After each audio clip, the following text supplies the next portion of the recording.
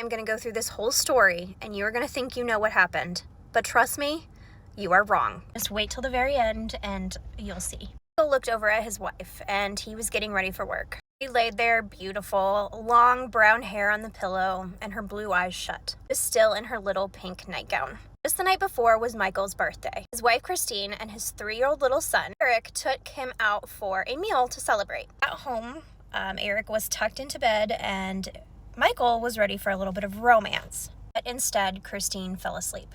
Now when he looked at her, he got that twinge of just sadness. So he wrote her a note to leave on the bathroom vanity for when she got up. It read, "Chris, I know you didn't mean to, but you made me feel really unwanted last night. After a good meal, you came home and binged on the rest of the cookies. Then, with your nightgown around your waist, I was rubbing your arms and your hands. You farted and fell asleep. I'm not mad and I don't want a big production. I just wanted to let you know how I felt instead of getting in another fight over S. Think about how you would have felt left hanging on your birthday. ILYM." He pulled out for work and left for the day. After work, he went to pick up Eric at his daycare. But his teacher looked at him really funny because she had not seen Christine or Eric all day. It was odd because Christine worked full-time and she was usually right there to send Eric off to school. Michael dialed the phone of his home and waited for the ring. And what really surprised him is when a man picked up. The man on the other end said he needed to get home as quick as he could. He was talking to the sheriff. Michael darted across the lawn only to be met with more police asking more questions. The only thing he knew is that Eric was at a neighbor's and that he was okay, but Christine was not. She was unalived. That was all he knew. Police were called when a neighbor saw Eric outside just in a diaper and a t-shirt, which was very unusual for the family. This neighbor went over, tried to take care of Eric, and when she went inside, she found Christine.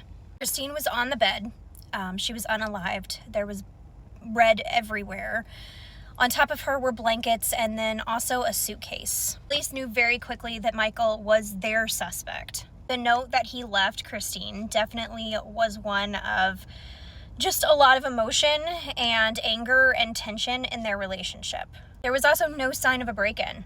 Robbery was not the motive because Christine's jewelry was still there, and police thought he was not acting right. He even chose to go back and stay the night at that very house that very night. He ended up sleeping in Eric's bed with Eric.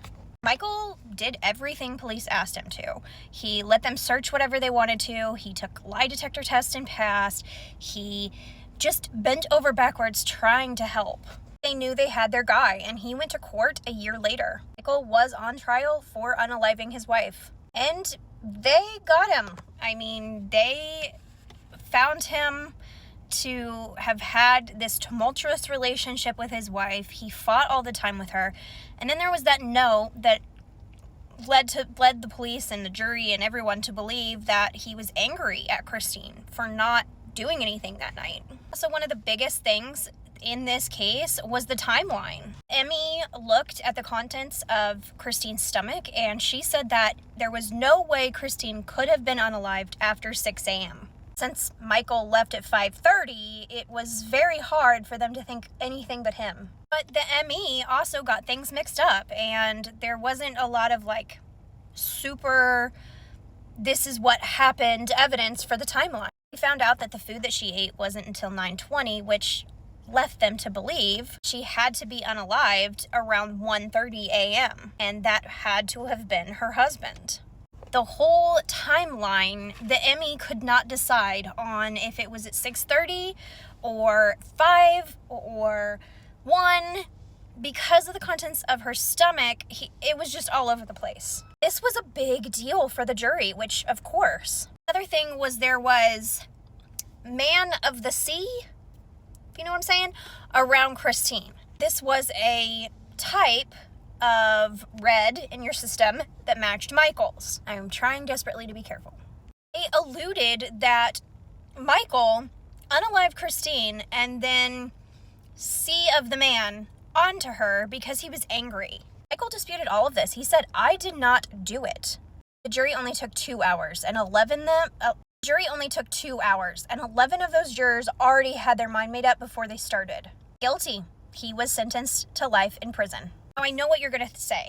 You already have it figured out. Michael is guilty. Case closed. Done. But I hate to break it to you, you're wrong. Let's look at the other side.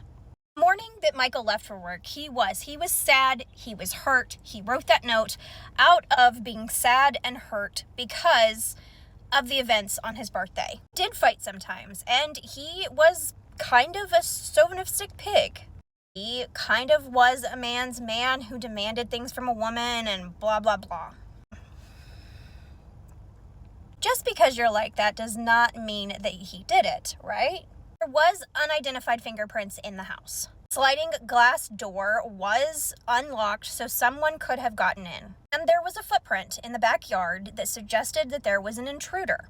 These things were presented in court, but because of everything else, it kind of overruled them. But there were a lot of things that were not presented in court. Innocent Project took this case on and they dove deep into the evidence. There were multiple witnesses that said that there was a green van driving around the house. Not only that day, but multiple days, and that day it was parked close to the house. There was also an eyewitness that said that a man got out of that green van and walked back behind the house where there was a wooded area. A bandana was found only yards away from the house, and it was covered in red.